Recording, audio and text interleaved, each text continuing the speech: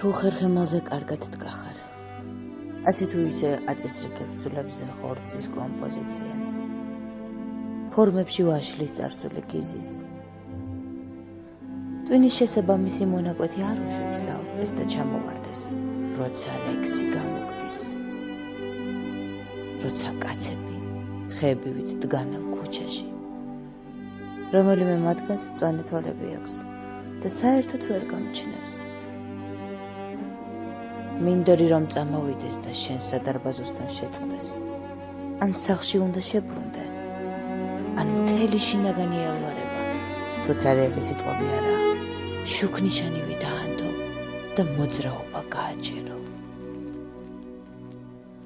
გინდა კი ეს საყოველთაობა. აღტაცება ოჩახი ხერხემლით. ზომიერი ხორცით.